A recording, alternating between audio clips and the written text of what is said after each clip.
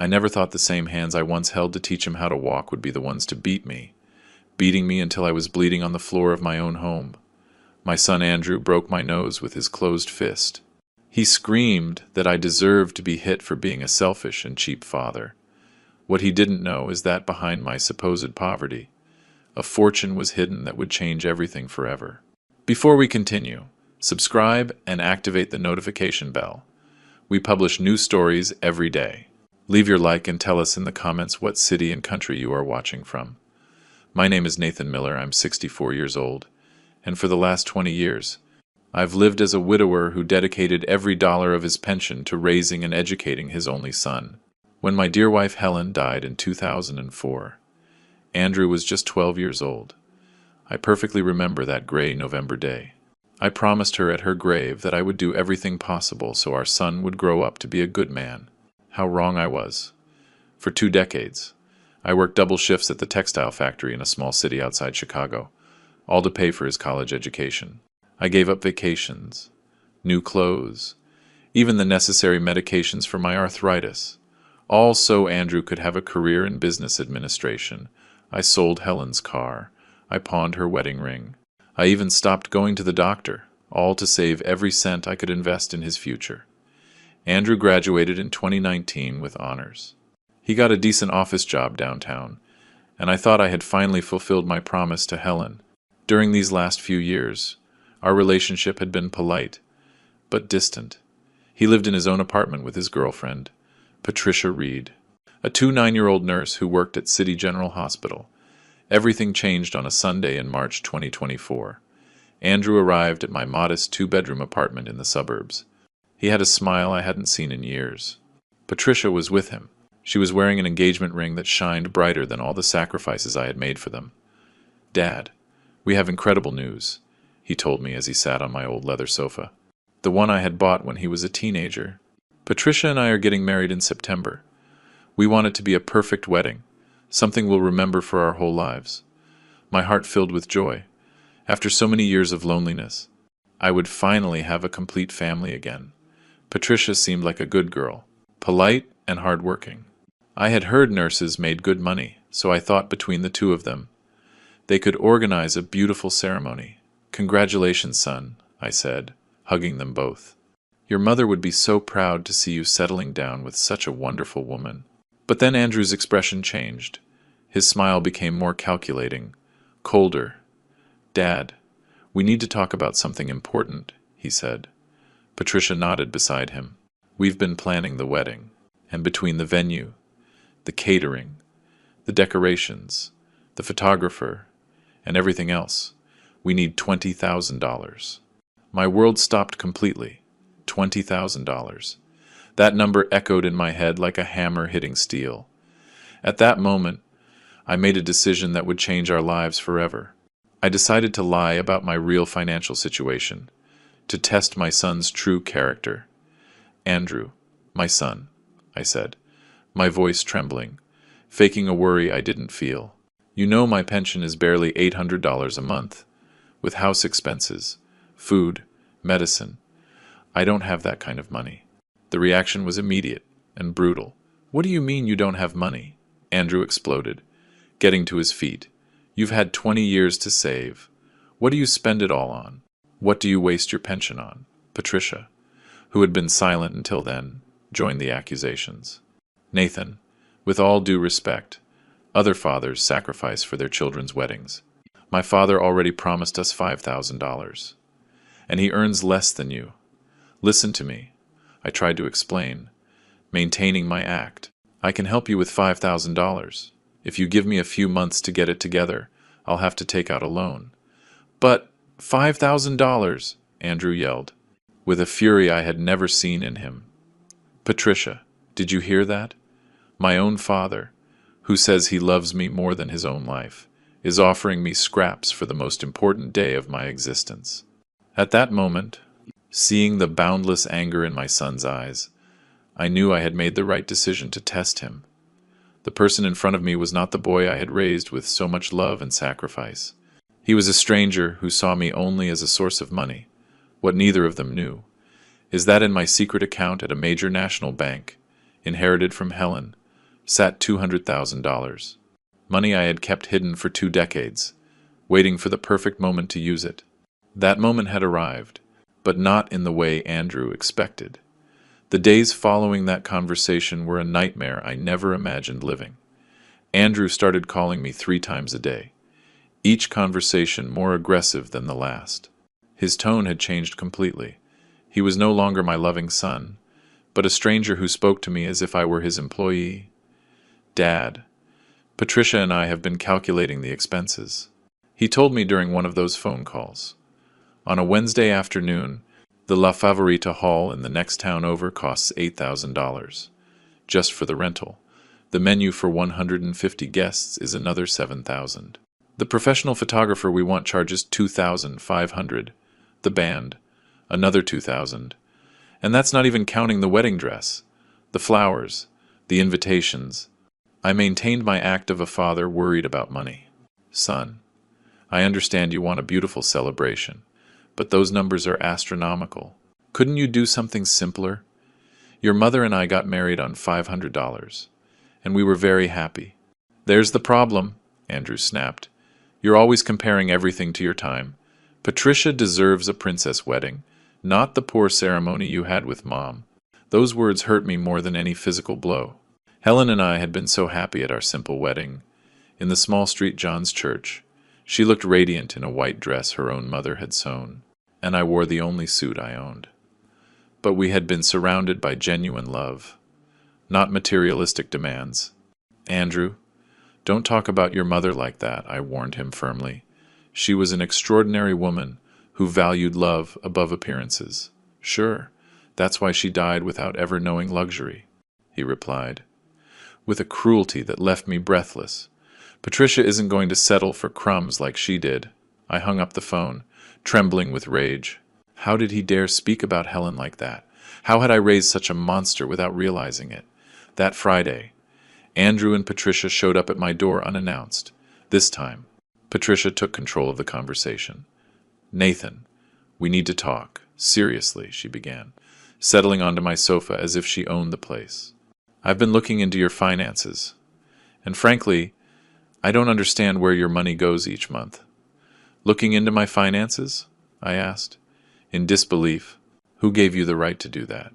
Andrew told me you received a severance package when the textile factory closed, Patricia continued, ignoring my question. That was 3 years ago. Where is that money? It was true I had received a small severance of $8,000, but I had used it to repair the roof and replace the heating system. However, I decided to continue my act. That severance pay went to medical expenses and house repairs. I lied, partially, at my age. Health problems are expensive. Medical expenses, Andrew scoffed. You barely go to the doctor because you say you can't afford it. Patricia, do you see how he lies? Besides, Patricia added with a fake smile, I spoke with my boss at the hospital. She explained that seniors get a lot of tax breaks and discounts. You should have more available money than you admit. The manipulation was obvious. This woman had been calculating my supposed income like an auditor. I realized it wasn't just Andrew who had changed. Patricia was influencing him negatively, or maybe she had simply revealed her true ambitious personality. Listen, I told them, keeping my conciliatory tone. I understand your frustration. Let me do some calculations. Maybe I can get a personal loan using the house as collateral. I could get $10,000, but I would need 6 months to organize it. $10,000, Patricia screamed, standing up. That's not even half of what we need. Andrew, your father is mocking us. Patricia is right, Andrew said, his eyes bloodshot with anger. Dad, other fathers sell their cars, take out loans, mortgage their houses. They do whatever it takes for their children's happiness. Andrew, I already mortgaged this house twice to pay for your college education. I reminded him, don't you remember the sacrifices I made? The nights I worked double shifts so you could have books and school supplies?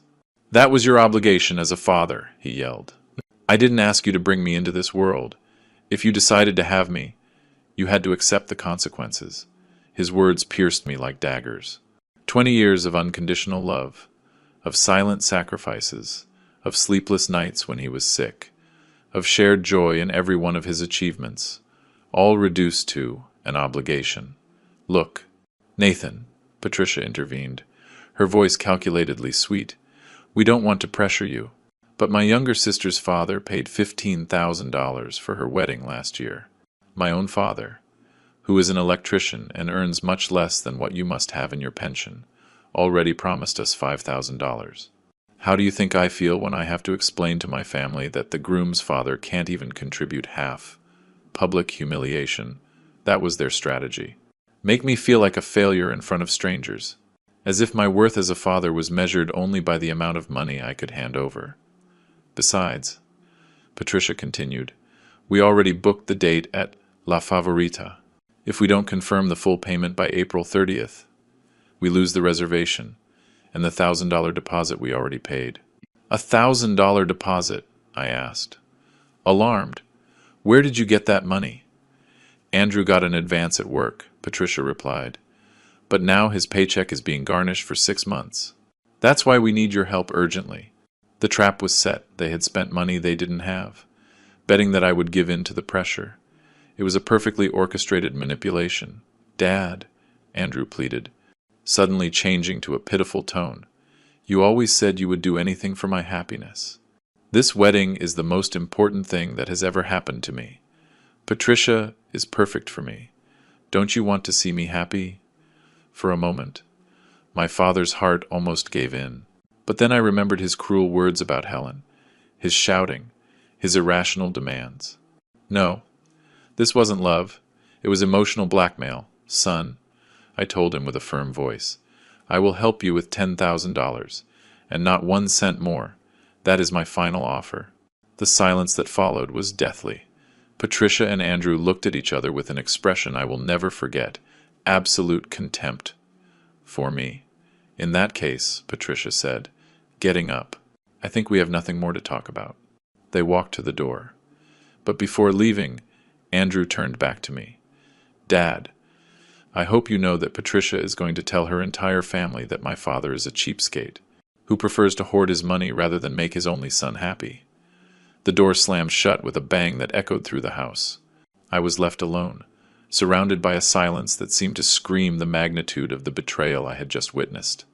That night, as I looked at the photograph of Helen on my nightstand, I whispered, My love, I think the time has come to find out what kind of man we really raised. 3 weeks passed with no news from Andrew. 3 weeks of absolute silence. It allowed me to reflect on the situation and to observe my son's true character from a distance. During that time, I kept my usual routine. The market on Tuesdays, a walk in Willow Creek Park on Thursdays, and the weekly visit to the cemetery where Helen rests. It was precisely during one of those visits, on a sunny Saturday in April, that the incident occurred that would trigger the tragedy. While I was cleaning Helen's headstone and telling her about the problems with Andrew, I heard a familiar voice behind me. Mr. Miller, how are you? I turned and saw Betty Jimenez, a 70-year-old woman who lived in my building. Betty had been a widow for 5 years and had serious financial problems. Her pension was insufficient, and her children, who lived in Barcelona, rarely helped her. Hello, Betty. Just here visiting my Helen like every week, I replied, wiping my hands on a handkerchief. Mr. Miller, I need to ask you a huge favor, she told me, her voice trembling. My granddaughter Lucy is graduating from nursing school next week. She's the first person in our family to get a college degree. I want to give her something special, but I don't have enough money. Betty was a dignified woman who never asked for help. The fact that she was coming to me meant her situation was desperate. What exactly do you need? I asked. Just $1,000. To buy her a tablet she needs for her job at the hospital. I know it's a lot of money, but I could pay you back in installments. $50 a month. I'll sign any paper you want. My heart was moved. Betty reminded me of Helen, a fighter, humble, a woman who valued education above all else. Besides, $1,000 was an insignificant amount compared to the $200,000 I had saved. Betty, you don't need to sign anything or pay me back, I told her. Tomorrow I will give you the $1,000 as a gift for your granddaughter. Consider it an investment in the future of a hard-working young woman. Tears rolled down her wrinkled cheeks. "Mr. Miller, you are an angel. I don't know how to thank you." The next day, Sunday morning, I withdrew $1,000 from my bank account and gave it to Betty. She cried with emotion and blessed me over and over. Seeing her happiness filled me with a satisfaction I hadn't felt in months. However, that same afternoon, my peace was interrupted by violent pounding on my door. When I opened it, I found Andrew and Patricia. But they weren't alone. They were accompanied by a young man about 25 years old whom I didn't recognize. "Can I know what this means?" I asked them. As the three of them entered without waiting for an invitation, "Dad, this is Kevin Reed, Patricia's younger brother," Andrew said, with a smile that didn't reach his eyes. "He works at the bank where you have your account." My blood ran cold. They had been investigating my bank activity. "Mr. Miller," Kevin began, in a professional but threatening tone, "my sister told me about your financial situation, but it's curious that you withdrew exactly $1,000 in cash yesterday. A considerable amount for someone who claims not to have money for his son's wedding." The betrayal was complete. Not only had they violated my privacy, but they had used professional contacts to illegally spy on me. "How dare you investigate my bank accounts?" I exploded, with a rage I had held in for weeks. "That is illegal. What's illegal is lying to your own son," Patricia replied, brazenly. "We know you withdrew $1,000 yesterday. What did you use it for?" "My finances are my business," I responded firmly. "I don't have to explain to anyone how I spend my own money." "Yes, you do," Andrew roared, moving dangerously close to me. "I am your son. I have the right to know why you prefer to spend your money on other things before helping me on the most important day of my life." "Other things," I repeated, in disbelief. "You think $1,000 changes anything? You asked me for 20,000. "Every dollar counts," Patricia yelled. "You say you don't have money, but yesterday you spent $1,000 on who knows what. If you're so interested," I said, finally losing my patience. "I gave that $1,000 to Betty Jimenez, my neighbor, so she could buy a tablet for her granddaughter who is graduating as a nurse, a young woman who actually values education and effort." The silence that followed was deafening. The three of them looked at me as if I had confessed a crime. "You gave $1,000 to a stranger," Andrew whispered, in a voice I didn't recognize. "To a stranger who isn't even family." "Betty is not a stranger," I explained. "She is a dignified woman who raised 3 children alone, worked for 40 years as a seamstress, and now lives on a miserable pension while her own children have abandoned her. Her granddaughter Lucy is an exemplary young woman who— I don't give a damn about that old woman and her granddaughter." Andrew exploded, with a violence I had never seen. "You are my father. I am your blood. How can you give money to strangers when your own son is asking you for help?" "Andrew, lower your voice," I warned him. "The neighbors are going to hear." "Let them hear," he bellowed, out of his mind. "Let everyone know that my father prefers to help any stranger before his own family." Patricia and Kevin exchanged knowing glances. It was clear they had come prepared for this confrontation. "Nathan," Patricia said, her voice poisonous, "this proves that you do have money available. If you could give away $1,000 without thinking, it means you can help us with much more." "Exactly," Kevin added. "Mr. Miller, I've worked at the bank for 3 years. I know the spending patterns of clients. You have more money than you admit. Are you threatening me?" I asked, looking directly into Kevin's eyes. "We're not threatening you," Andrew replied with a cruel smile. "We're just opening your eyes. Dad, are you going to give us that $20,000?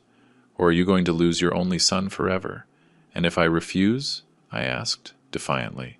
"If you refuse," Andrew said, moving in until he was inches from my face, "you will never see us again. Patricia and I will move to another city. You will not meet your grandchildren. You will die alone and abandoned, like that pathetic old woman you gave my money to." "Your money?"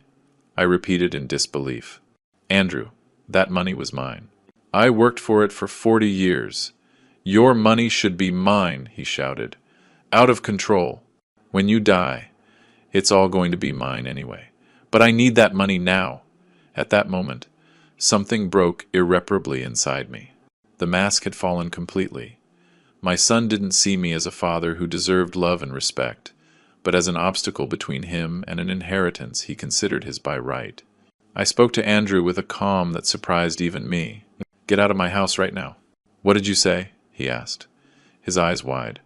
"I said all three of you, get out of my house immediately," I repeated, pointing to the door.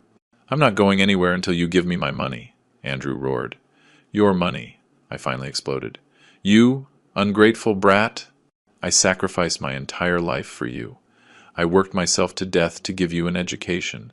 I sold everything that had sentimental value so you could study. And you talked to me about your money.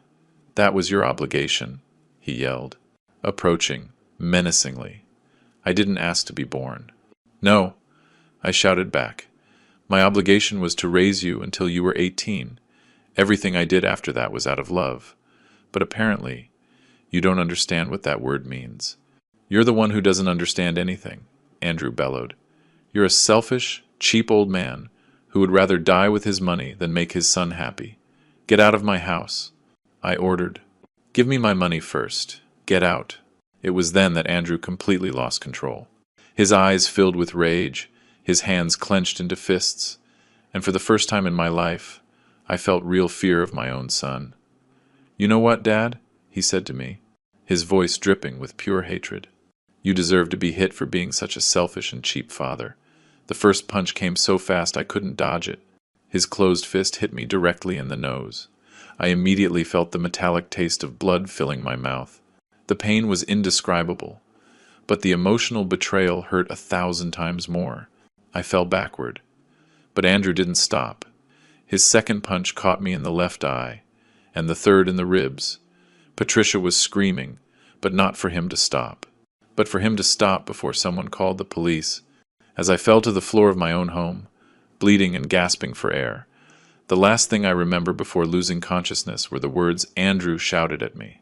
"The next time you tell me you don't have money, it will be much worse for you."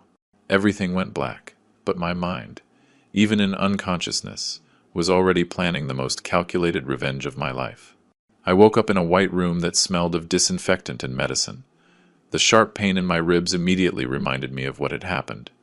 My left eye was swollen completely shut, and every breath felt like I had broken glass in my lungs. "Mr. Miller, please don't move suddenly." I heard a female voice beside me. A young nurse, probably Patricia's age, was checking monitors connected to my body. "Where? Where am I?" I murmured with difficulty. "You're at the Prince of Asturias University Hospital in our city," the nurse replied professionally. "Your neighbor, Betty Jimenez, found you unconscious in your building's hallway and called the ambulance. You've been here since last night. Betty, the same woman I had helped with $1,000, had saved my life." The irony was devastating. When I thought about the cruel words Andrew had said about her. "What are my injuries?" I asked, trying to sit up. But the pain stopped me. 3 fractured ribs, a severe contusion on your left eye, a minor fracture in your nasal septum, and multiple bruises on your torso, the nurse listed, writing something on a tablet. "Dr. Ramirez wants to talk to you when you feel better." As the nurse left the room, my mind began to process what had happened with terrifying clarity. Andrew had beaten me unconscious in my own home. My son, the person I had sacrificed everything for, had tried to kill me for money. But instead of feeling pain or sadness, something completely different began to grow inside me. A cold, calculating feeling that I had never experienced before, for the first time in my life. I was going to plan a meticulous revenge. About an hour later, a middle-aged doctor entered my room. His name tag read, "Dr. Fernando Ramirez. Traumatology." "Good morning, Mr. Miller." "I'm Dr. Ramirez," he said. "Reviewing my medical chart. Your injuries are consistent with a severe physical assault. The fractures in your ribs suggest kicks or blows with blunt objects." Can you tell me what happened? Here came my first moment of strategic acting. I decided to lie temporarily, to buy time and plan my revenge without interference. "Doctor, it was a domestic accident," I said with a weak voice. "I slipped in the bathroom and fell against the sink, and then against the floor. I'm old. My reflexes aren't what they used to be. The doctor looked at me with obvious skepticism. Mr. Miller, I've treated thousands of domestic accidents in my career. Your injuries are not consistent with a fall. The bruises on your ribs show specific patterns of direct impacts. Also, the nasal fracture indicates a direct frontal blow. Doctor, I assure you it was an accident, I insisted, maintaining my lie. I'm a clumsy man, especially when I take my arthritis medication. Dr. Ramirez didn't seem convinced, but he didn't press further. All right, Mr. Miller. However, I must inform you that per hospital protocol, any suspicious injury must be reported to the authorities. A social worker will come to speak with you tomorrow. Perfect. That would give me time to refine my strategy. That afternoon, while I was alone in my room, I began to plan every detail of my revenge. I knew Andrew would come to the hospital, probably faking concern, but really to make sure I kept quiet about what happened. I also knew I needed professional allies. During my years working at the textile factory, I had met Michael T. White, a labor lawyer who now had his own firm specializing in civil and criminal cases. Michael had helped me with some legal paperwork after Helen's death, and I had always found him to be an honest and cunning man. Using the room's phone, I called his office. White & Associates law firm. Good morning, a secretary answered. Good morning, this is Nathan Miller. I need to speak with Michael White urgently. It's a very delicate matter. One moment. Mr. Miller. Mr. White remembers you perfectly. I'm transferring the call. Nathan, how are you? It's been years. I heard Michael's familiar voice. Michael, I'm in the hospital. My own son assaulted me, and I need your professional help for a very complex case. There was a long silence before Michael responded. Nathan, this is very serious. Have you filed a police report? Not yet. I need to talk to you before making any legal decisions. But there are elements of this case that are going to surprise you. I'll be at the hospital in 2 hours, he replied. No hesitation. In the meantime, don't talk to anyone else about this. After hanging up, I focused on observing every detail of my situation. The nurses changed shifts every 8 hours. Doctors made rounds every 4 hours. Visitors could enter between 2 and 9 at night. I also began to practice my performance. When Andrew came, I needed to seem weaker and more vulnerable than I really was. I wanted him to feel secure, confident that he had intimidated me enough to keep me quiet. At 4 in the afternoon, just as I had predicted, Andrew appeared in my room. He came alone, without Patricia. His expression was a calculated mix of false concern and silent threat. Dad, how are you feeling? He asked, approaching my bed with cautious steps. Andrew, I murmured, faking more pain than I was in. My whole body hurts. I'm so sorry, Dad, he said, with a performance worthy of a professional actor. I lost control yesterday. I was so stressed about the wedding, about the money problems.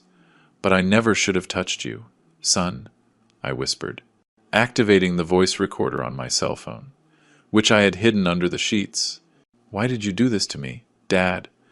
Listen to me carefully, Andrew said, suddenly changing his tone to a more threatening one, but keeping his voice low.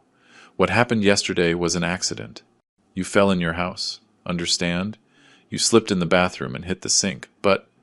Andrew, you hit me, I protested weakly.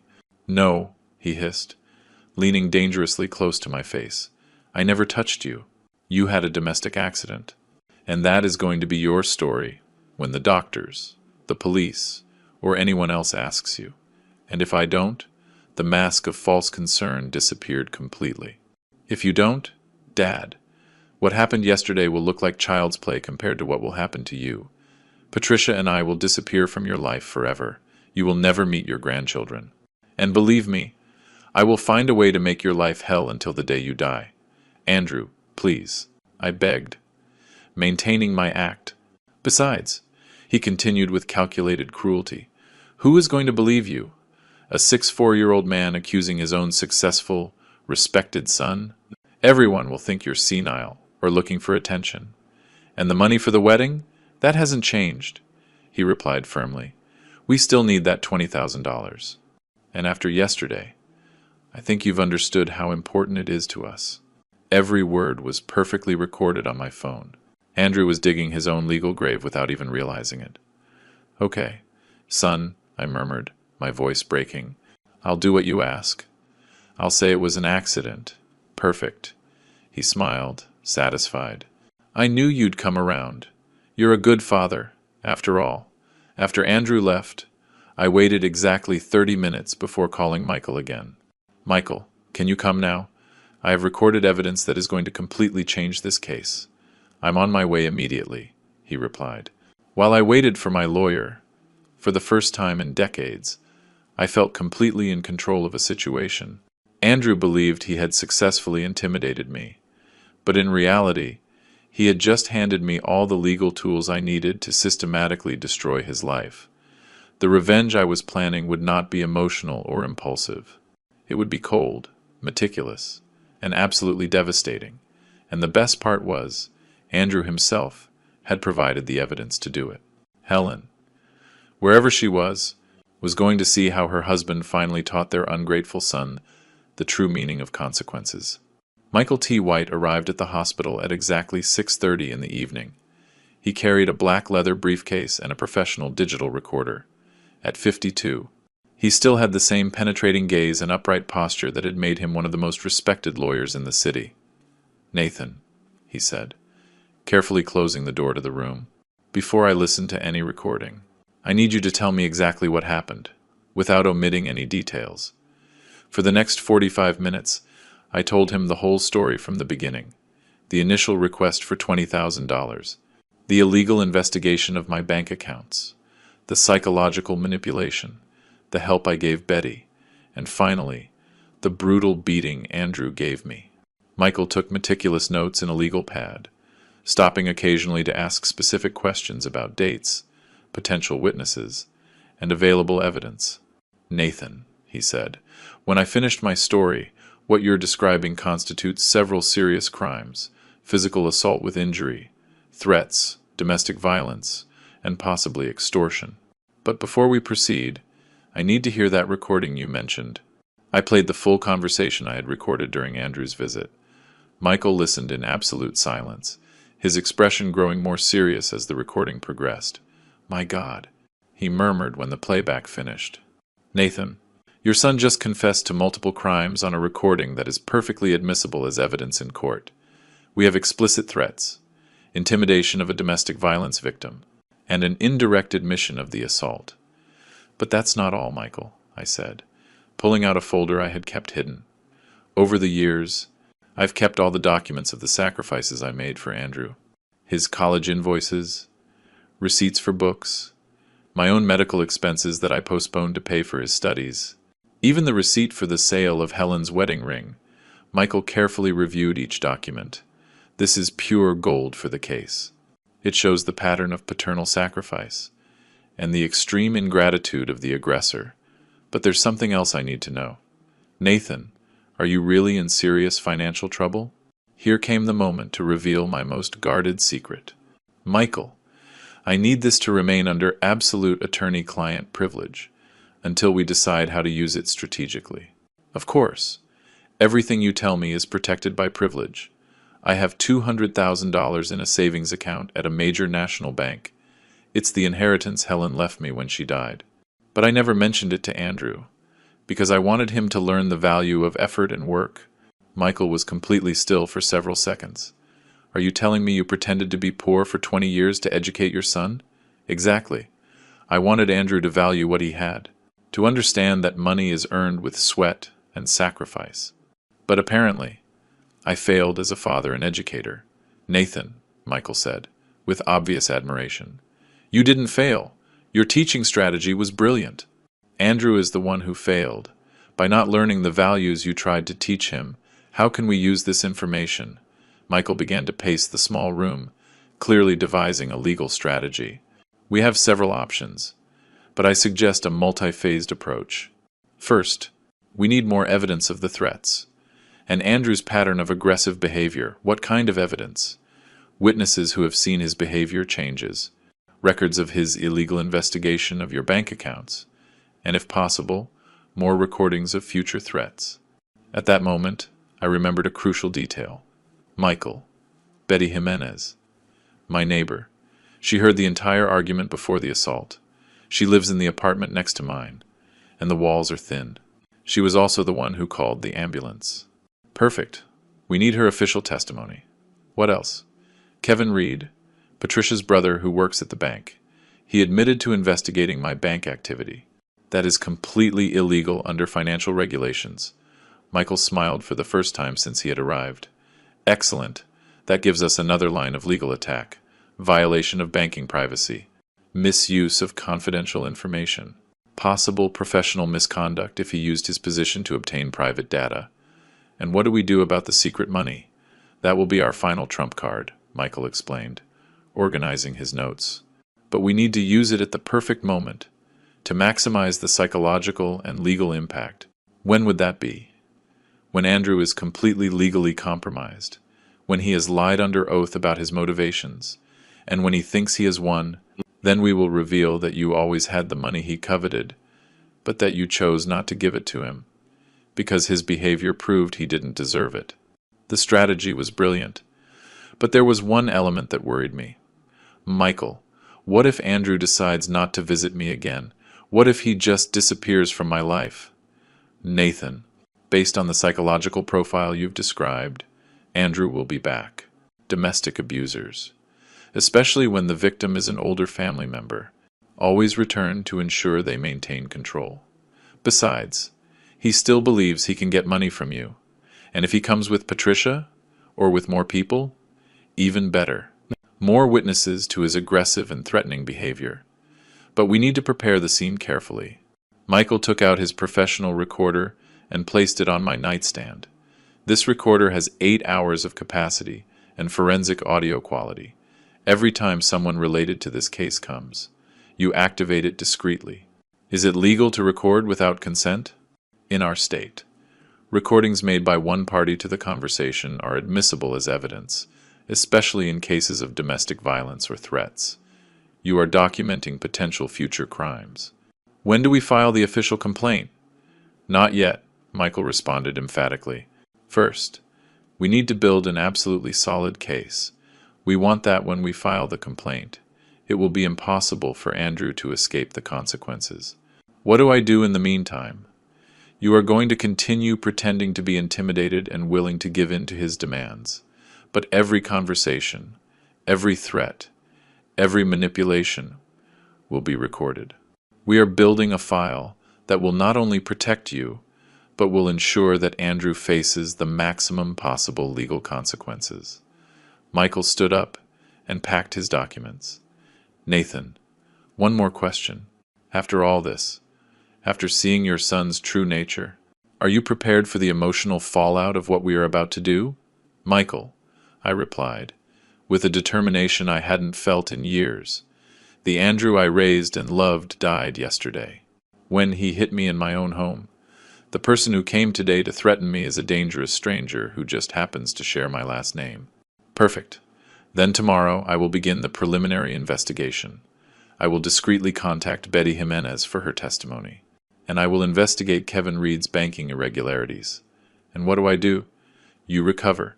You act like the intimidated victim Andrew thinks you are, and you document every future contact. When we have enough evidence, we will proceed with a lawsuit. It will include criminal charges for assault, threats, domestic violence, and a civil case for damages that is going to cost your son a lot more than the $20,000 he wanted so badly. After Michael left, I was alone in the hospital room, but for the first time in weeks, I felt completely calm. I was no longer the helpless victim of an abusive son. I was now the architect of a legal revenge that would be as meticulous as it was devastating. That night, as I looked out the window at the lights of the city, I remembered the words Helen used to say to me when Andrew was little and misbehaved. Nathan, sometimes, true love requires harsh consequences.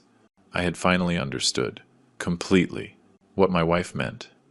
The next morning, Michael called me with news that exceeded my most optimistic expectations. His voice sounded excited and professionally satisfied.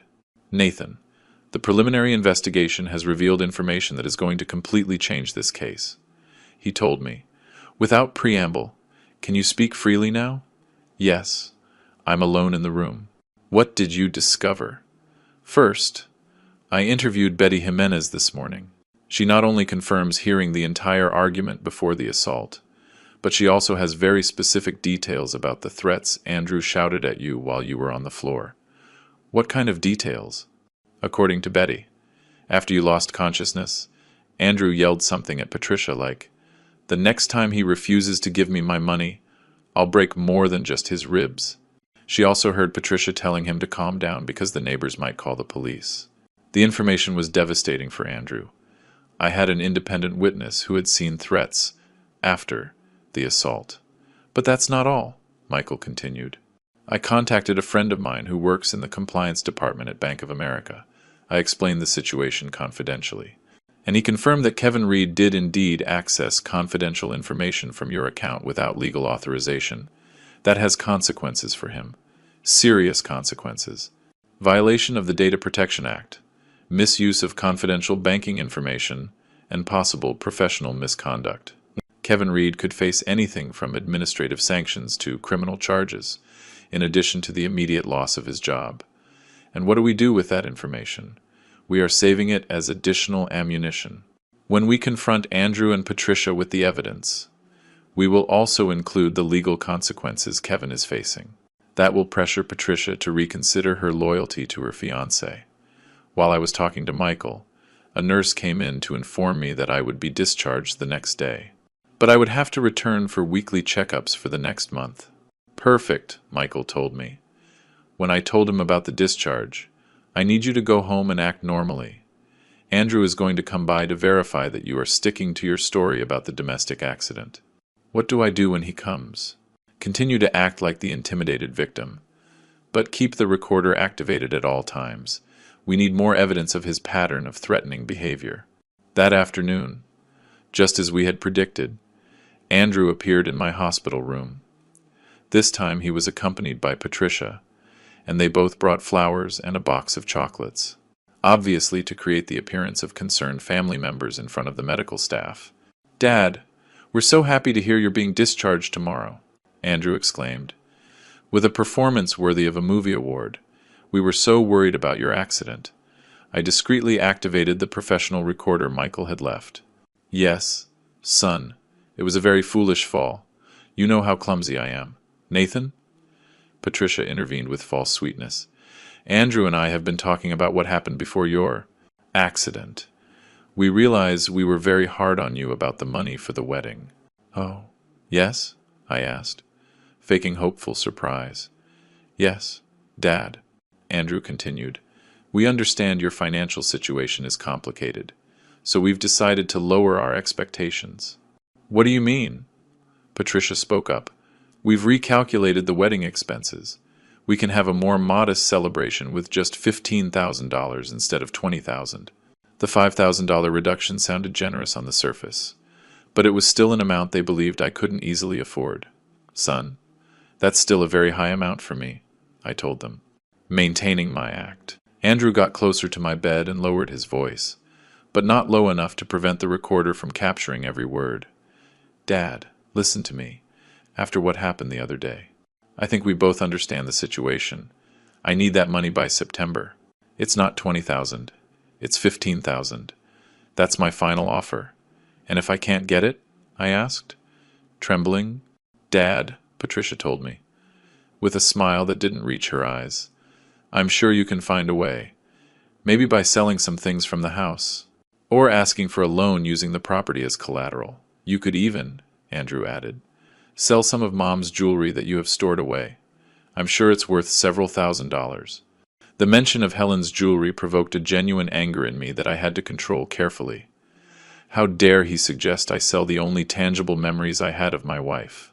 "Andrew, your mother's jewelry has immeasurable sentimental value," I protested weakly. "Dad," he replied coldly, "Mom doesn't need them anymore. But I need this money to build my future with Patricia. Besides," Patricia added, "I'm sure your wife would have wanted you to make any sacrifice for your son's happiness." The emotional manipulation was disgusting, but perfect for my legal purposes. Every word was recorded as evidence of emotional blackmail and psychological manipulation. "All right," I murmured, my voice breaking. "I'll see what I can do." "Perfect," Andrew smiled, satisfied. "But Dad, I need you to understand something very important. The deadline to confirm the venue is May 15th. That gives us exactly 3 weeks. And if I don't have it by then..." Andrew's expression hardened immediately.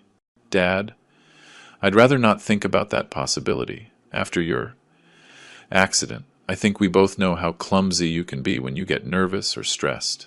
The threat was crystal clear. If I didn't get the money, I could have another accident. "Andrew is right," Patricia added. "Domestic accidents are very common in older people, especially when they are under a lot of pressure." After they left, I immediately called Michael to inform him about the new recording. "Nathan, this is pure gold," he told me. "After listening to the full playback, we have veiled but clear threats: emotional blackmail, psychological manipulation, and now a specific deadline that we can use strategically." "How?" "We are going to use these 3 weeks to build an absolutely solid case. While they think you are desperately looking for $15,000, we will be preparing a legal trap that will completely destroy their lives." "What kind of trap?"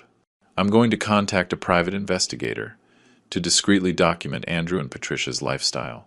I want to know exactly what they spend their money on, if they have hidden debts, and what their real financial situation is." "Why is that important?" "Because I suspect the urgency for wedding money isn't the only reason. There's something else they're hiding, and when we find it, we will have even more ammunition against them." That night, as I prepared to go home the next day, I reflected on how far this situation had come. In less than a week, I had gone from being a father trying to teach his son the value of money, to being the victim of a physical assault, and finally, to becoming the architect of a meticulously planned legal revenge. But the most revealing thing was, I no longer felt emotional pain for the loss of my relationship with Andrew. The person who had hit me and threatened me was not my son. He was a dangerous stranger who shared my DNA, but who had lost all right to my fatherly love. The next day, when I returned to my home, I noticed that someone had cleaned the bloodstains from the living room floor. It was probably Betty, trying to erase the evidence of the trauma she had witnessed. But the real evidence, the recordings, the testimonies, and the legal strategy we were building, those remained intact and were growing every day. Andrew thought he had me completely under control. He didn't know that every threat, every manipulation, every cruel word was being meticulously documented. For the trial that would change our lives forever, the countdown to his destruction had begun, and he himself was providing all the tools to make it possible. A week after I returned home, Michael summoned me to his office with news that exceeded all my expectations. The private investigator he had hired, a former police officer named Robert Castle, had discovered information that would completely transform our case. "Nathan, sit down, because what I'm about to tell you will change everything we thought we knew about Andrew and Patricia," Michael said, organizing a series of photographs and documents on his desk. What did they discover? Andrew has a secret online gambling addiction that he has been hiding not only from you, but also from Patricia. He started showing me some bank statements. In the last 8 months, he has lost approximately $17,000 on sports betting sites and virtual poker. The revelation left me completely stunned. $17,000? Where did he get that money? That's the most worrying part, Michael continued. He took out 3 different personal loans using fake income documents. He claimed to earn triple what he actually makes at his job. That means Andrew doesn't need $15,000 for a lavish wedding. He needs it desperately to pay off gambling debts that are suffocating him financially. The threats from the lenders have begun, and he is in a truly dangerous situation. Robert Castle, the investigator, intervened, showing me a series of photographs. "Mr. Miller, these images were taken last week. Your son regularly meets with 2 men that our police contacts identified as loan sharks, debt collectors for illegal loans. The photographs showed Andrew intense conversations with threatening-looking individuals in a mall parking lot. His body language betrayed fear and desperation. Does Patricia know any of this?" I asked. Absolutely nothing, Michael replied. According to our investigation, Patricia genuinely believes Andrew's financial problems are solely due to wedding expenses. He has been systematically lying to her for months. What else did you discover? Robert Castle consulted his notes. Patricia has been bragging at work about the expensive wedding they're going to have. She has told her fellow nurses that the groom's father is paying for everything, and that she is going to have the most elegant celebration at the hospital. The irony was devastating. Patricia was building her social reputation on a lie Andrew had created, while he actually needed the money to save his life from loan sharks. But there's more, Michael added, with a smile that promised even more shocking revelations. Kevin Reed, Patricia's brother who violated your banking confidentiality, also has serious problems. What kind of problems? Our contact at the bank confirmed that Kevin has been under internal investigation for 3 months for irregularities in handling confidential client information. Your case is not the only one. There are at least 5 similar complaints. What does that mean for him? It means he is going to be fired immediately, when the bank completes its investigation, probably within the next 2 weeks. In addition, he will face criminal charges for systematic violation of banking privacy. The web of lies and illegal behavior was much more extensive than I had imagined. Not only was Andrew guilty of assault and threats, but he had also dragged his future in-laws into criminal activities. Michael, how do we use all this information strategically? We are going to set a perfect trap, he explained, organizing the documents in chronological order. When the May 15th deadline they set arrives, you are going to call Andrew and Patricia for a meeting at your house. What kind of meeting? You are going to tell them you have the money, but that you want to talk about the terms of the loan. During that conversation, we are going to confront them with all the evidence we have collected. Robert Castle added, we will have hidden cameras recording the entire confrontation, and I will be monitoring from Betty's apartment to ensure your physical safety. And after, Michael smiled, we are going to simultaneously file a criminal complaint for assault, threats, and extortion, a civil lawsuit for damages, and we are going to hand over all the information about Kevin's banking irregularities to the proper authorities. But I want something more, I told them, with a determination that surprised me. I want Patricia to know exactly what kind of man Andrew is, before it's too late for her. Are you sure? Michael asked. Patricia actively participated in the threats and psychological manipulation against you. Yes, but she did it based on Andrew's lies. She believes I'm being selfish with money I don't really have. She doesn't know that Andrew is a gambling addict who is using her to pay off dangerous debts. Robert Castle nodded. Mr. Miller is right. Patricia is also a victim of Andrew's manipulations. She deserves to know the truth before she marries him. Perfect, Michael concluded. Then we will modify the strategy. During the confrontation on May 15th, we will gradually reveal all of Andrew's lies in front of Patricia. First, the gambling debts. Then, the threats against you. And finally, I continued, I will reveal to them that I always had the money they needed, but I decided not to give it to them, because their behavior proved they didn't deserve it. The following days were a strange mix of anxiety and anticipation. Andrew called me every 2 days to check on my progress in getting the money, and each conversation was more threatening than the last. Dad, I hope you're taking the deadline seriously, he told me during one of those calls. Patricia is already nervous because we haven't confirmed the venue, and I'm starting to lose patience with you. Son, I'm doing everything I can, I would reply, maintaining my act of a desperate father, but getting $15,000 isn't easy at my age. Dad, don't make me remind you what happened last time you told me something was difficult, he threatened, with a coldness that chilled my blood. Every threat was perfectly recorded on the recorders Michael had installed on my phone and in my house. The Tuesday before the deadline, Betty visited me to thank me again for the help with her granddaughter. During the conversation, she revealed a detail that would add even more drama to the final confrontation. Mr. Miller, I don't know if I should tell you this, but on Monday I saw your son Andrew talking to some very rough-looking men in the building lobby. She told me, clearly concerned. What kind of conversation? I couldn't hear everything, but one of those men told him something like, You have until Friday to bring the full amount, or the consequences will be permanent. Your son looked terrified. Mr. Miller, the information confirmed our suspicions. The loan sharks were pressuring Andrew with serious threats, and he was transferring that pressure to me through violence and emotional blackmail. Betty, would you be willing to testify about what you saw and heard? Of course, Mr. Miller, after how you helped me with Lucy. I would do anything for you. That night, as I mentally reviewed all the elements of our strategy, I realized we had built an absolutely devastating legal case.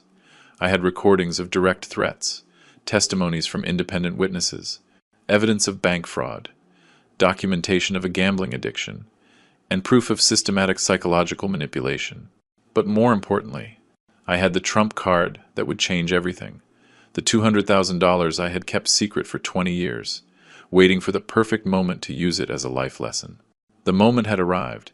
In 3 days, Andrew would discover that he had destroyed his relationship with his father, his future marriage, his professional career, and his freedom, all for money that had always been available, if he had only proven he deserved it.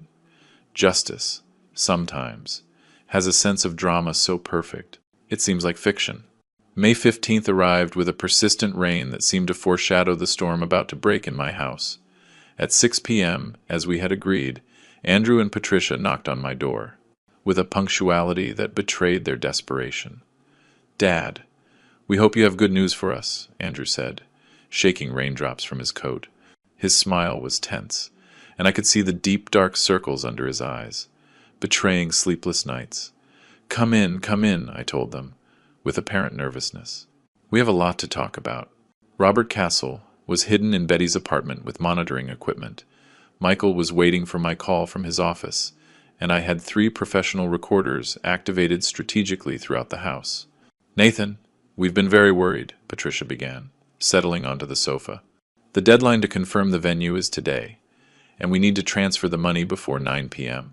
Calm down, I told them, faking a calm I didn't feel. "I got the money. But I need to talk to you about some conditions." Andrew's eyes lit up immediately.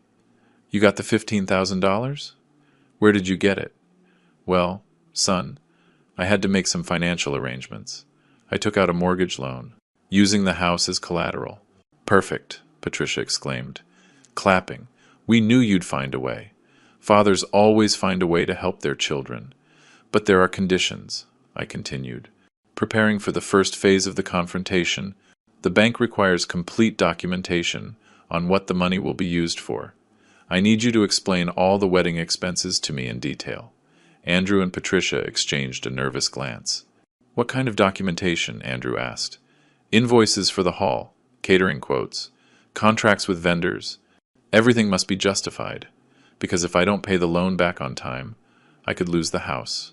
"Dad, why are you making things so complicated?" Andrew protested, with growing irritation. "We told you we needed $15,000 for the wedding. Don't you trust your own son?" "Of course I trust you, Andrew. But after what happened a few weeks ago, after my accident, I'm a little nervous about money issues." Patricia leaned forward. "Nathan, we understand your caution, but we really need that money today. The venue is already reserved. We've paid deposits to several vendors." "What vendors?" I asked, feigning innocence. "Could you show me the receipts?" "Receipts?" Andrew stammered. "Dad, we don't carry receipts around with us. It's just that, you see." I continued my act. The bank also asked for information about the groom's financial situation. They had to do a basic credit check. The silence that followed was telling. Andrew turned visibly pale, and Patricia looked at him with growing confusion. "Credit check?" Patricia asked. "Why do they need that?" "Well, Patricia," I explained, "when a retiree applies for such a large loan, the bank investigates if there's a risk that the final beneficiary could assume the debt in case of problems." "What do you mean by that?" Andrew asked, his voice trembling. "Andrew, the bank discovered some irregularities in your credit history." Patricia turned to her fiancé. "Irregularities? What is your father talking about?" It was the perfect moment to begin the gradual reveal. "Patricia, did you know Andrew has 3 active personal loans? totaling $17,000. What? Patricia shouted, jumping up from the sofa. Andrew, what is your father talking about? Dad, I don't know what you're talking about, Andrew lied. Desperately. That's confidential information the bank can't disclose. You're right, son. The bank didn't tell me. But a private investigator did. I pulled out the folders Michael had prepared and placed them on the coffee table. Patricia, here are bank statements, online betting records, and photographs of Andrew meeting with loan sharks. Patricia took the documents with trembling hands. As she read, her expression changed from confusion to disbelief and finally to absolute fury. $17,000 on sports betting. She read aloud, online poker? Andrew, what the hell is this? Patricia, let me explain, Andrew began, but she cut him off violently.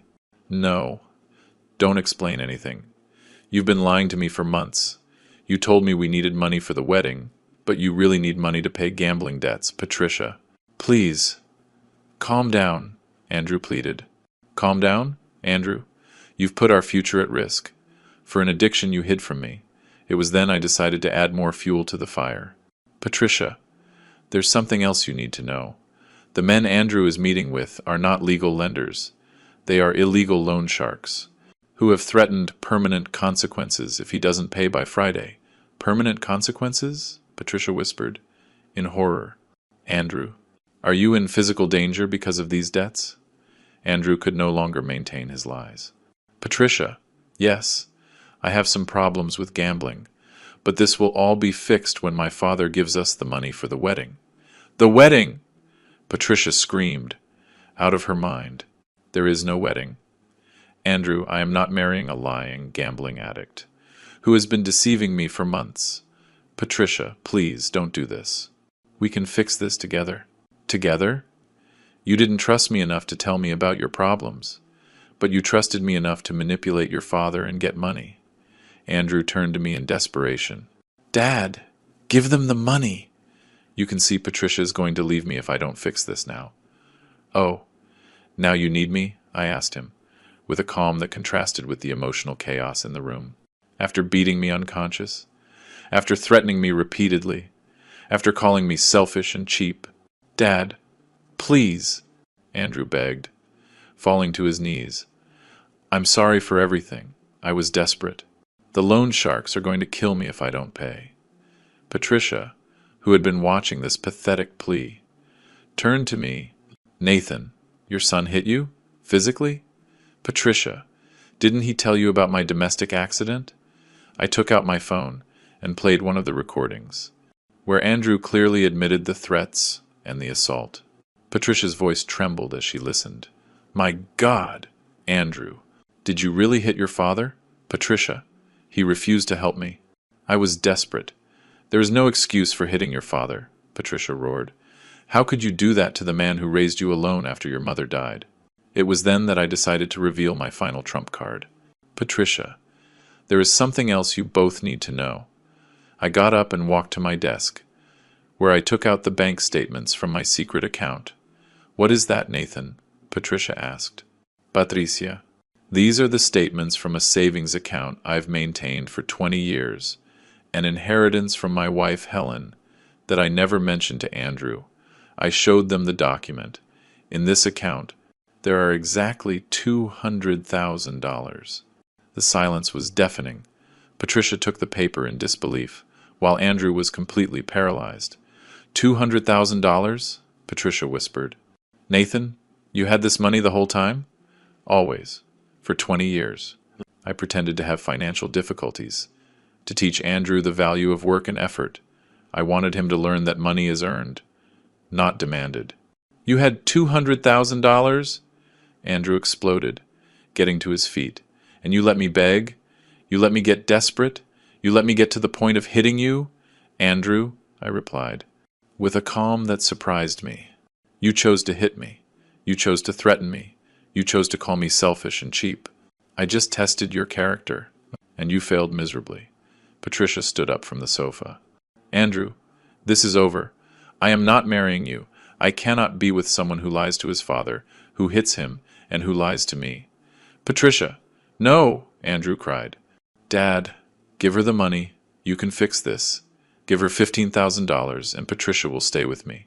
No, Andrew, I told him firmly. I am not giving you 1 cent.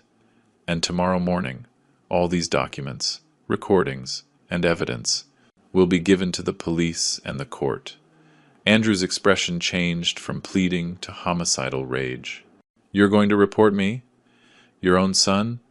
I am going to report an abuser, who happens to be my biological son, but who lost all right to call himself my family. That was the last straw for Andrew. The fury that erupted in Andrew's eyes was more intense than anything I had ever seen. His hands clenched into fists. His breathing quickened. And for a moment, I thought he was going to hit me again, this time in front of Patricia. You damn son of a bitch, he roared, advancing toward me. You ruined my life. Over a stupid psychological experiment. But Patricia got between us. Andrew, don't you dare touch him. Get out of the way. Patricia, this manipulative bastard deserves to have every bone in his body broken if you take one more step toward your father. I will call the police myself. Patricia shouted, with a determination she hadn't shown before. Now you're defending him? Andrew bellowed. In disbelief, he tricked us both. He had the money the whole time, and made us go through this. Yes, Andrew, he had the money, but you hit him. You threatened him. You lied to me about your gambling debts. Patricia turned to me, tears in her eyes. Nathan, although I don't agree with your methods, I understand why you did what you did. But Andrew chose violence. Just then, my cell phone rang. It was Michael, who had been listening to the entire conversation through the monitoring system we had installed. Nathan, are you okay? Robert says the aggression levels are escalating dangerously. I'm fine, Michael. Everything is going according to plan. Who is Michael? Andrew asked, with growing paranoia. My lawyer, I replied calmly. The same one who, tomorrow, will file the criminal complaint for assault, threats, extortion, and domestic violence. You can't do this to me, Andrew shouted. I am your son, your own flesh and blood. My flesh and blood doesn't threaten his father. My flesh and blood doesn't beat the man who raised him alone for 20 years. Patricia, who had been watching this exchange with fascination and horror, did something completely unexpected. She took off her engagement ring and threw it at Andrew's feet. It's over. Andrew, I am not marrying you. I cannot be with someone capable of hitting his own father. Patricia! No! Andrew begged, falling to his knees to pick up the ring. We can fix this! Dad, tell her we can fix this. No, Andrew, I told him, with a firmness that had taken 64 years to develop. Some things can't be fixed. Some lines. Once crossed, there's no coming back. Patricia walked to the door. Nathan, I am so sorry for everything that has happened. You didn't deserve to be treated like this. Regardless of your teaching methods. Patricia, wait. I stopped her. There's one more thing you need to know before you go. She paused in the doorway. What? Your brother Kevin is going to be fired from the bank next week. The internal investigations confirmed he violated the banking confidentiality of multiple clients, including me. Patricia's face fell. Kevin is going to lose his job over this, and he will face criminal charges. Violating banking privacy is a serious crime. Patricia turned to Andrew with pure hatred. Do you know what you've done? You involve my brother in your lies. Kevin has 2 small children and a mortgage. You've destroyed my family. 2. Patricia, I didn't know. Andrew started. You didn't know anything, because you only think about yourself, she shouted. You are a selfish, lying coward who hits old people. Patricia left my house, slamming the door with a violence that shook the frames. Andrew and I were left alone. He was kneeling on the floor, holding an engagement ring that no longer meant anything. Dad, he whispered, his voice broken. Can you forgive me? Can we forget all this and start over? Andrew, I replied, sitting down across from him. For 20 years, I gave you unconditional love. I sacrificed my health, my comfort, my dreams. I sold your mother's memories to pay for your college. I know, Dad, and I'm grateful. Grateful, I interrupted him. Do you think gratitude is shown with punches? Do you think love is earned with threats? I was desperate. No, Andrew, you weren't desperate. You were furious, because you couldn't control me. You were furious because I didn't immediately give in to your demands. I got up and walked to the window, overlooking the park where we had played so many times when he was a child. Do you know what the saddest part of all this is? What, Dad? That if you had come to me honestly, if you had confessed your gambling addiction, if you had asked me for help instead of demanding money, I would have given you not only the $15,000, but the professional treatment you need to overcome your addiction. Andrew stood up slowly. Can you still do that? Can we still fix this? No. Son, you lost that chance. When you decided violence was an acceptable tool to get what you wanted. Dad, please. Andrew, tomorrow morning, Michael will file the complaint. You are going to be arrested for assault, threats, and domestic violence against a senior. The recordings I have guarantee you will be convicted. And then what? You're going to let me rot in jail? You are going to face the consequences of your decisions. As you should. Andrew walked to the door, but before leaving, he turned back one last time. Dad, what about the loan sharks? If I don't pay them, they're going to do what they have to do. I replied coldly. You created that situation. You solve it. But they could kill me. Andrew, 3 weeks ago you begged me for money, claiming it was for your happiness. Then you hit me when I didn't give in to your demands. Now you're asking me to save you from the consequences of your addiction. At what point do you take responsibility for your own life? I'm your son. No, I said, with a calm that surprised me. My son died the day he hit me in this very room. You are a stranger who shares my last name. Andrew left my house that night, knowing that his life as he knew it was over. No fiancé, no wedding, no money, no family, and with multiple legal proceedings waiting for him. But I, for the first time in months, felt completely at peace. I had learned that fatherly love has limits, and that some betrayals are unforgivable. The rain had stopped, and through my window I could see the first stars of the night.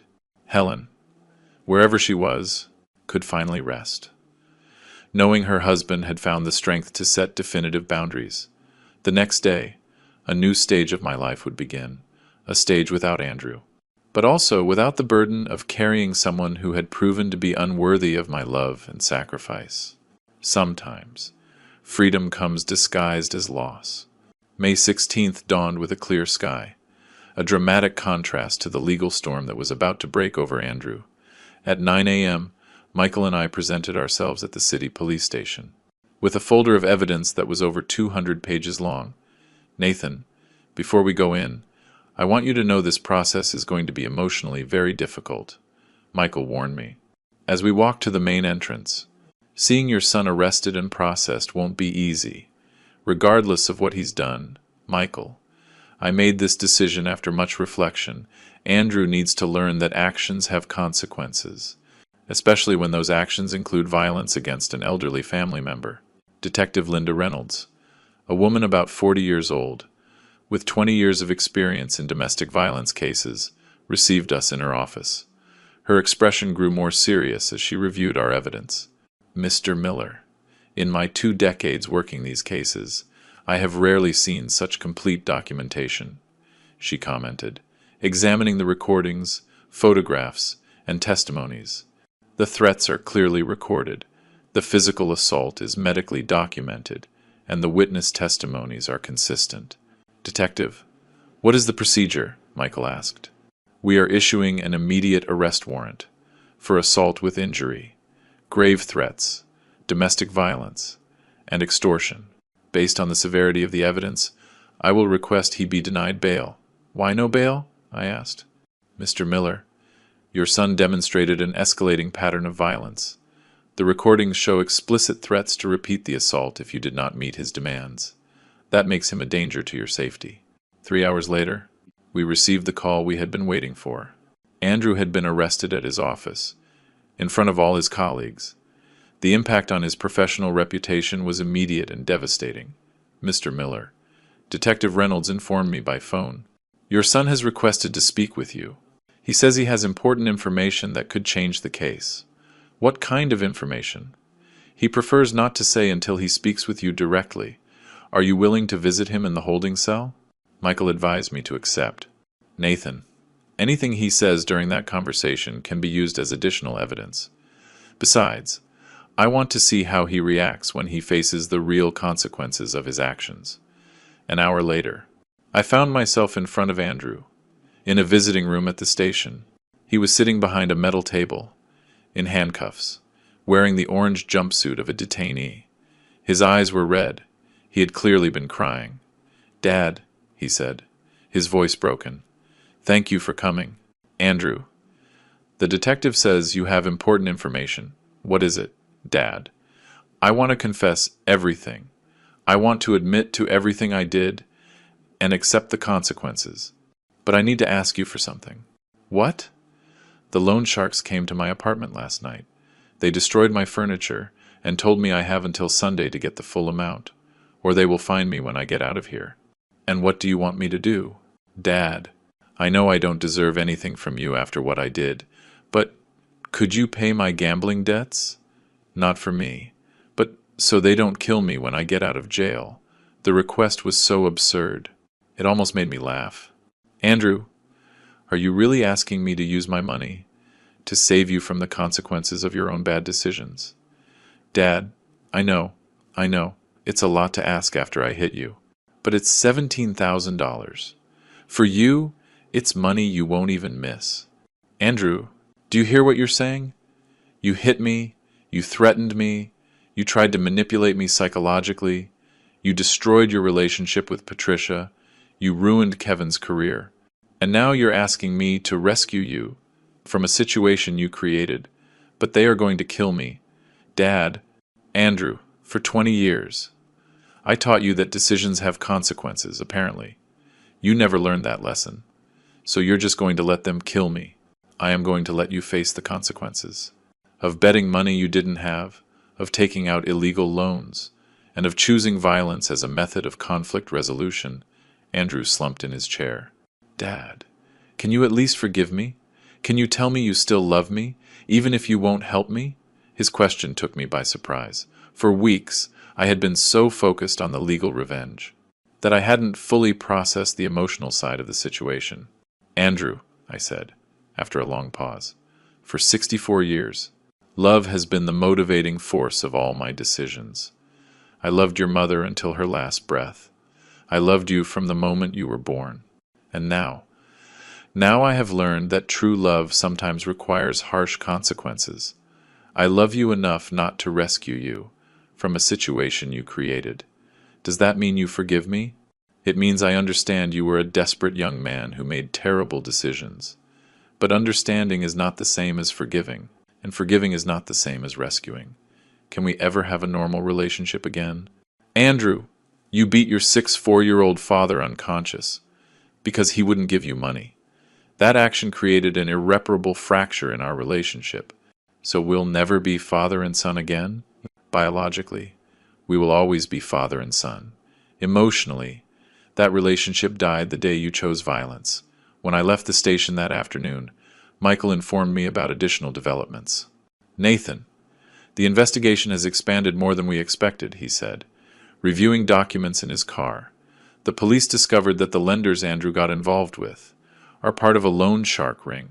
That has been under investigation for months." "What does that mean for the case?" "It means Andrew can become a protected witness. If he cooperates with the investigation against the illegal loan ring, that could significantly reduce his sentence. And if he doesn't cooperate, he will face the full sentence. Between 3 and 5 years in prison for aggravated assault on a senior, plus fines, and a permanent restraining order." That night, while I ate dinner alone in my home, I reflected on the extraordinary events of the last few weeks. I had gone from being a victim of domestic violence to being the architect of a legal revenge that had completely destroyed my son's life. But for the first time in months, I felt no guilt or remorse. I felt a deep peace. That came from knowing I had set definitive boundaries against unacceptable behavior. The phone rang, interrupting my thoughts. It was Patricia. Nathan, can I talk to you? There's something important I need to tell you. About Andrew. And about me. Of course. Patricia. What is it? I'd rather talk in person. Can I visit you tomorrow afternoon? Sure. Is everything all right? Let's just say I've discovered things about Andrew that go far beyond the gambling debts. Things that will significantly impact the legal case. After hanging up, I stared out the window at the nightlights of my neighborhood. Tomorrow would bring new revelations, but tonight I felt completely calm, knowing I had made the right decisions. Sometimes justice arrives slowly, but when it does, it is absolutely relentless. Patricia arrived at my house the next day, at exactly 4 in the afternoon, but she was accompanied by an older woman I didn't immediately recognize. Her expression was serious, and she carried a folder similar to the ones Michael used for important legal documents. Nathan, I'd like you to meet my mother, Linda Reed, Patricia told me as they entered. She wanted to meet you personally after everything that has happened. Linda Reed was a woman about my age, with perfectly gray hair, and a look that denoted decades of facing difficulties. Her presence commanded immediate respect. Mr. Miller, Linda said, extending her hand. I am so sorry for what my for what my family put you through, but after what Patricia told me yesterday, I needed to come personally to apologize and to inform you of something that will completely change this case. What is it? I asked, offering them a seat in the living room. Patricia opened her folder and took out a series of documents. Nathan, after our confrontation the other day, I decided to investigate everything related to Andrew on my own. What I discovered is much worse than any of us imagined. Worse in what way? Andrew doesn't just have gambling debts. He has also been systematically scamming the elderly for the last 8 months. The revelation left me completely stunned. Scamming the elderly? How? Linda Reed spoke up. Mr. Miller, my son Kevin, before he was fired from the bank, confessed something terrible to me. Andrew asked him for bank information, not just on you, but on other elderly clients with large savings accounts. For what purpose? Andrew contacted these seniors, posing as a financial advisor, Patricia continued, showing me printed documents. He told them their bank accounts had been compromised, and that they needed to transfer their money temporarily to a safe account that he managed. My God, I murmured, reviewing the evidence. How many people did he scam so far? We have identified 7 victims, Linda replied. The total amount stolen exceeds $40,000. How did you discover this? Patricia explained. After I broke off our engagement, I contacted some of the victims, who appeared in the bank documents you showed us. An 82-year-old woman, Mrs. Hope, told me that a very polite young man had called her, claiming to be an advisor from the bank, and that she needed to transfer $5,000 to protect her savings from hackers. And she believed him? Not only did she believe him, Linda added, with indignation, but Andrew personally went to her house to help her with the transfer. He exploited the trust of an elderly widow to steal her life savings. The magnitude of the betrayal completely overwhelmed me. Not only had I raised a son capable of hitting his own father, but also a predator who systematically preyed on vulnerable people. Why are you telling me this? I asked them. Because we want you to know that you were not Andrew's only victim, Patricia replied. And because we believe you deserve to know the complete truth about the man you raised. Besides, Linda added, all of these victims are going to testify at the trial. Andrew won't just face charges for assault, but also for multiple counts of fraud, identity theft, and financial abuse of the elderly. Linda handed me another document. Mr. Miller, the 7 victims have decided to file a joint lawsuit against Andrew. The total sentence could exceed 10 years in prison. 10 years? I repeated, in disbelief. At least, Patricia confirmed. And that's not counting the financial restitution he will have to pay to all his victims. At that moment, the phone rang. It was Michael, with news that would perfectly complement the revelations I had just received. Nathan, can you speak freely? Yes, I'm with Patricia and her mother. They just brought me very important information about additional cases of fraud. Perfect, because I have related news. The police intercepted communications between Andrew and the illegal loan ring. Apparently, he promised to pay his debts with money he would get from his rich father and other stupid old people. That's recorded? Completely documented. Andrew not only admitted his plans to extort you, but he also described in detail his methods for scamming other seniors. Patricia and Linda exchanged looks of astonishment as they listened to my phone conversation. Michael, what does this mean for the case? It means Andrew is going to face federal charges for organized fraud against the elderly. The district attorney is considering classifying it as racketeering, due to the systematic pattern of his scams.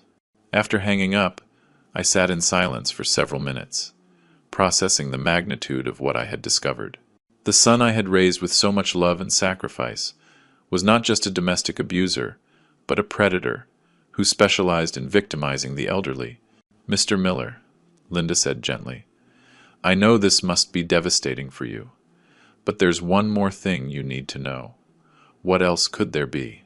Patricia and I have been talking to the other victims. They all agree on one thing. Andrew constantly mentioned to them that he had learned about financial responsibility from his father, who was a very hard-working and honest man. What do you mean? He used your reputation and the values you taught him as a manipulation tool, Patricia explained.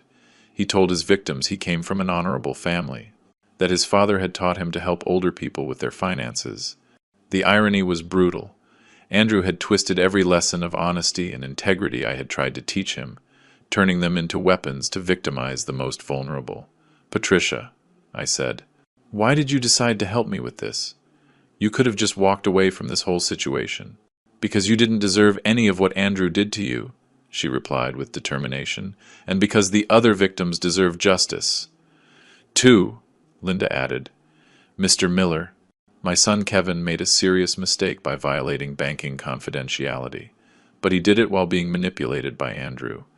When we discovered the full truth about the scams, we understood that Kevin had also been a victim of manipulation. 3 weeks later, I found myself in the courtroom, surrounded by the 7 other victims and their families. The case had attracted media attention, due to the systematic nature of the scams and the assault against an elderly family member. Andrew entered the room in handcuffs, wearing a suit he had probably bought with stolen money. His appearance had changed dramatically. He had lost weight, he had deep dark circles, and his hair was completely unkempt. When our eyes met, I saw something I hadn't seen before in his eyes. Genuine remorse. But it was far too late. The judge, the Honorable Fernando Sanchez, read the charges. Aggravated assault on a senior, grave threats, domestic violence, multiple counts of fraud, identity theft, and association with an illegal loan ring. The sentence was devastating. 8 years in prison. Full restitution of all stolen funds plus interest. A permanent restraining order from all victims. And a ban on managing bank accounts for 10 years after his release. When the judge asked if he had anything to say before being taken to prison, Andrew turned to me. Dad, I am so sorry for everything I did.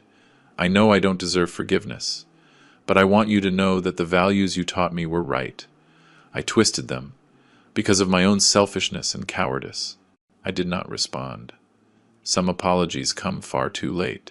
6 months later, as I organized the documents to donate my $200,000 to the National Foundation for Elderly Protection, I reflected on everything I had learned. I had raised a son with unconditional love, but without firm boundaries. I had confused protection with permissiveness, and affection with a lack of consequences. But I had also learned that it is never too late to set boundaries, to demand respect, and to protect not only my own dignity, but that of other vulnerable people like me. Helen, wherever she was, could finally rest, knowing her husband had found the strength to do the right thing, even if it was the hardest thing he had ever done in his life. Sometimes, true love requires decisions that seem cruel, but are necessary, and sometimes the greatest lesson a father can give his son is to allow him to face the full consequences of his actions. Andrew would learn that lesson over the next 8 years. I had already learned that my value as a person did not depend on rescuing someone who had chosen to be my abuser. The story ends here, but the lesson will continue forever. If you liked this story, support us with a like, subscribe to the channel, and leave your opinions in the comments. To hear the next story, click on the box that appears on the left. Thank you for joining us.